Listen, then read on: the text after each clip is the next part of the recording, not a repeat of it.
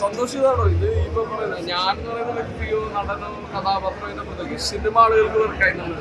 കാര്യം സിനിമ കൂടിയായിട്ടുള്ള കാര്യമാണ്.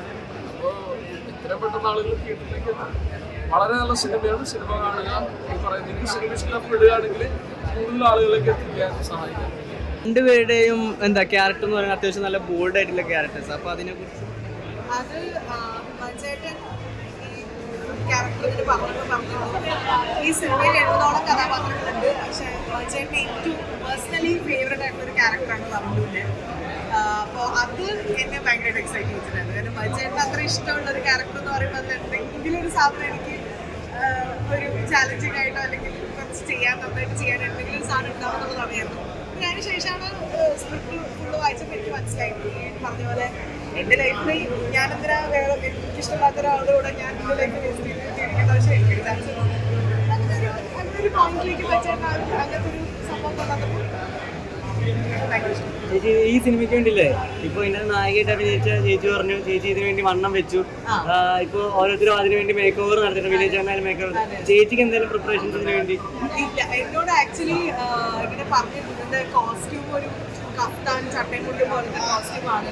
അപ്പോൾ മച്ചേട്ടൻ ഇങ്ങനെ ചോദിച്ചു. കുറെ അതിനുശേഷം അപ്പനക്ക് ശേഷം കുറെ കാലം എന്നെ കണ്ടിരുന്നില്ല. പിന്നെ പെരുമാനിയിലേക്ക് സൗദിന് കുറച്ച് ദിവസം മുന്നേ ആണ് കാണുന്നത്. അപ്പോൾ മച്ചേട്ടൻ ഞാൻ കുറെ ദിവസമായിട്ട് എന്നെ കണ്ടിട്ടുണ്ട്. എൻ്റെ കോലത്ത് എങ്ങനെയാണ് വണ്ണം വെച്ചിട്ടുണ്ടോ എന്നൊക്കെ ചോദിച്ചിട്ടുണ്ട്. എനിക്ക് അങ്ങനെ ഒരു ഈ പ്രീ പ്രൊഡക്ഷൻ ടൈമിൽ അങ്ങനെ ഒരു ചേച്ചിക്ക് എങ്ങനെ തന്നെയായിരുന്നു ഒരു പ്ലാനിലെ നേരം? എനിക്ക് എന്തെങ്കിലും ചെയ്യാന്ന് പറയുമ്പോൾ അത് ഒട്ടും സാധിക്കാറില്ല. വണ്ണം വെക്കണം എന്ന് പറയുമ്പോൾ ഞാൻ ഇപ്പം എത്ര ആയിട്ടും വണ്ണം വെക്കില്ല, പ്രതീക്ഷിക്കാതിരിക്കും വണ്ണം. പിന്നെ പ്രത്യേകിച്ച് ഒന്നും ഇതിന് വേണ്ടി പ്രത്യേകിച്ച് പ്രിപ്പയർ ചെയ്യേണ്ട ഒരു ആവശ്യം പ്രത്യേകിച്ച് വന്നിട്ടില്ല.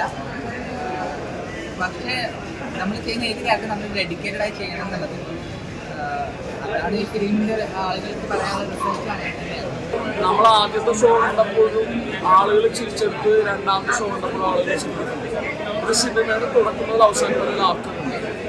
ആളുകൾ ഭയങ്കരമായിട്ട് എൻജോയ് ചെയ്തിട്ട് തന്നെയാണ് തോന്നുന്നത്. അല്ലെങ്കിൽ പറയുന്ന പോലെ ആളുകൾ കണ്ടിന്യൂസ്ലി ലാഫ്റ്റർ ഉണ്ടായിരുന്നു. അല്ലെങ്കിൽ പറയുന്നത് അപ്പോൾ ഭയങ്കര ഹോപ്പ്ഫുള്ളാണ് സിനിമയുടെ കാര്യം. ഈ പടം കഴിഞ്ഞിറങ്ങിയ മിക്കവരും പറയുന്നത് സണ്ണി ചേട്ടനാണ് അത് പൊളിച്ചത്, അല്ലെ വിനയ് ചേട്ടനാണ് അത് പൊളിച്ചത്, ചിരിപ്പിച്ചു എന്ന് പറയുന്നത്. അപ്പോൾ ഒരു ക്യാരക്ടർ എൻ്റെ ക്യാരക്ടറിന് ആ ഒരു സ്പേസ് ഉണ്ടായിരുന്നു. ഞാനെന്ന് പറയുന്നതിൻ്റെ അപ്പുറത്തേക്ക് ആ കഥാപാത്രം അങ്ങനെയാണ് എഴുതിയത്. അപ്പം അതുകൊണ്ട് ഭയങ്കര ഹാപ്പിനെസ് ഉണ്ട്. അതായത് അപ്പോൾ ആ ക്യാരക്ടർ വർക്കായി അത് സിനിമനെ കോൺട്രിബ്യൂട്ട് ചെയ്തു. അതിൻ്റെ സന്തോഷം. ഇപ്പോൾ കഥാപാത്രത്തിന് നല്ല പ്രാധാന്യം, ഈ പറയുന്ന സിനിമക്കാണ് പ്രാധാന്യം. സിനിമ ആളുകൾക്ക് ഇഷ്ടപ്പെട്ടു എന്നുള്ളതാണ് സന്തോഷം.